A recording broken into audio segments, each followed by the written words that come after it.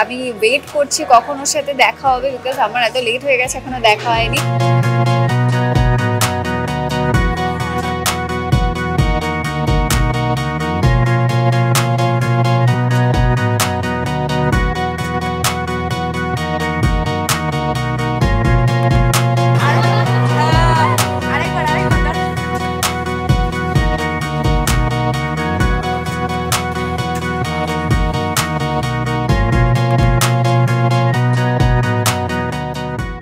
বছরের প্রথম ছবি এবং সেখানে আমি আছি, এটা একটা আলাদাই ভালো লাগা। এবং এখন বাংলা সিনেমা যেভাবে আবার উঠে দাঁড়াচ্ছে, শির দ্বারা সোজা হচ্ছে তাদের আবার, তো সেই ক্ষেত্রে সেখানে যদি একটুখানি রেসপন্সিবিলিটি নিয়ে যদি আমার ছবিটাও ভালো কাজ করে তাহলে খুবই ভালো লাগবে to be a part of the new path. এবং তুরুপের তাস নিয়ে অনেক এক্সাইটমেন্ট, অনেক অ্যাংজাইটিও আছে বটে। তো সেই ক্ষেত্রে দেখা যাক মানুষজন কি বলে। জিজ্ঞেস করবো ভয় আছে কি, কারণ এটা অনেকটা পলিটিক্যাল থ্রিলারের দিকেও আর কি কিছুটা যাচ্ছে, সেই দিক থেকে আর কি জিজ্ঞেস করবো। না না, কোনো ভয় নেই, কেন ভয়ের কিছু আমরা করিনি এখানে। এখানে শুধুই গল্প আছে, কন্টেন্ট আছে, অনেক টুইস্ট আছে, টার্ন আছে, এবং যারা থ্রিলার পছন্দ করে তাদের খুব ভালো লাগবে আমার বিষয়। প্রচণ্ড এক্সাইটেড বিকজ 3 তারিখ এই বছরের সবে শুরু, এবং ওর ছবি রিলিজ করছে তুরুপের তাস। যে কোনো কাজে সেটা যেরকমই হোক না কেন, মানে ওর জন্য সবকটা কাজ খুব স্পেশাল। অ্যান্ড ওর পার্টনার হয়ে আমিও ওর জন্য, আমারও মনে হয় যে হ্যাঁ স্পেশাল। বাট প্রচুর ভালো ভালো অভিনেতারা আছেন ছবিতে, এবং দেবজিতের প্রথম direction. So I wish him all the best. আমি আশা করি যেন ভালো হয় সব কিছু। Thank you.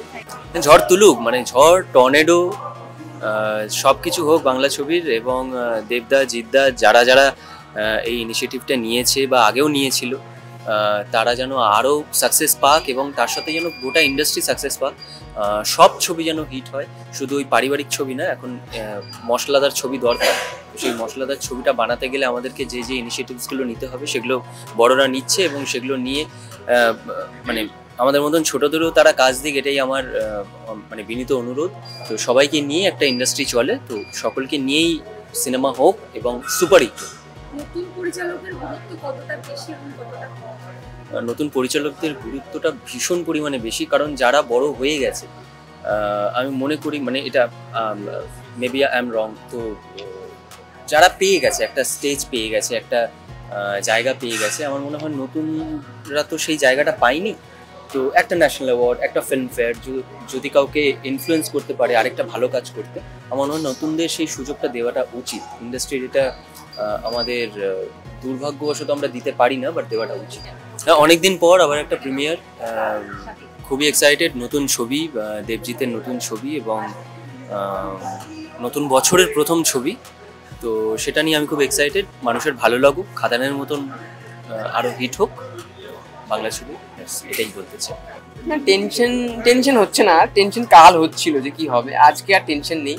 আজকে সকাল থেকে দেখছিলাম যে কি কি হচ্ছে, কি কি হল পেয়েছি আমরা, তো আরও বেটার মানে শো টাইম যদি আমরা পেতাম তাহলে ভালো হতো। বাট ঠিক আছে, দেখা যাক কি হয়, এটা তো ইন ফিউচারের উপর ডিপেন্ড করছে কি হবে। টেনশনটা নেই এখন, আপাতত টেনশন কাজ করছে না, এখন ভালোই লাগছে।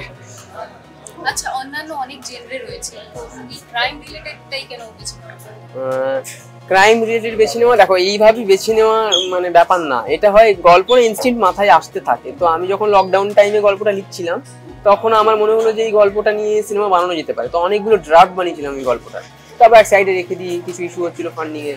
তো তারপর যখন শুরু করলাম 2023 সালে, সব কিছু ঠিক হলো, তারপরে 2 বছর লড়াই করতে হয়েছে আমাকে সব কিছু নিয়ে।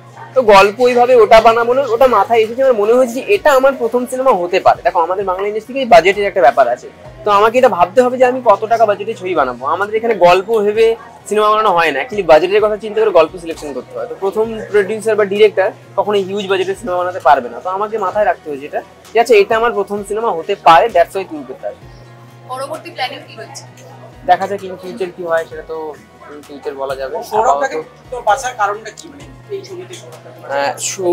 বাছার কারণ হলো গিয়ে, দেখো সৌরভদার সাথে আমার মানে যখন গল্পটা আমি যখন গল্প লিখি তখন অ্যাজ ইউজুয়াল ভাবি না কোনো আর্টিস্টের কথা, বাট যখন সৌরভদার সাথে কথা হলো আমার, তখন সৌরভদা বললো যে আমার গল্পটা পছন্দ হয়েছে। আর আমি যখন screen play final draft ready করি তখন ঠিক করে ফেলি যে কে কাজ করবে, এবং আমি সৌরভদার জন্য 2 মাস ওয়েট করেছি। ওই জন্য সৌরভদা মাঝখানে ছিল না, আমি 2 মাস ওয়েট করলাম। তো এগুলো তো চলেছে। দেখো কাজ করার অভিজ্ঞতা সবার সাথেই দুর্দান্ত, মানে দুর্দান্ত একটা ছবি এবং দুর্দান্তভাবে শুট করা, মানে অনেক রকমের মানে এক্সপিরিয়েন্স হয়েছে। এবং তুরুপের তাস আমি বলবো যে শুধু আমার জন্য নয়, অনেকের জন্য লার্নিং প্রসেস ছিল, যারা যারা সিনেমার সাথে অ্যাসোসিয়েট হয়েছে তাদের অনেকের জন্য লার্নিং প্রসেস ছিল, তো সেটা খুব ইম্পর্টেন্ট। সকাল থেকে এখনো কিছু পাইনি কিন্তু সত্যি বলছি, কারণ খুব একটা প্রমোশনস হয়নি, আমি খুব অনেস্টলি বললাম।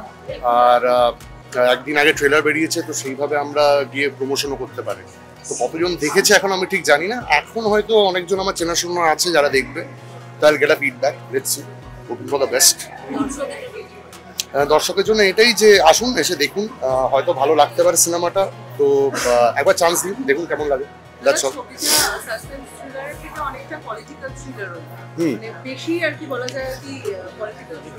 নট এক্স্যাক্টলি পলিটিক্যাল থ্রিলার, পলিটিক্সের কিছু অংশ আছে। I won't say it's an entirely political thriller, it's a crime thriller primarily.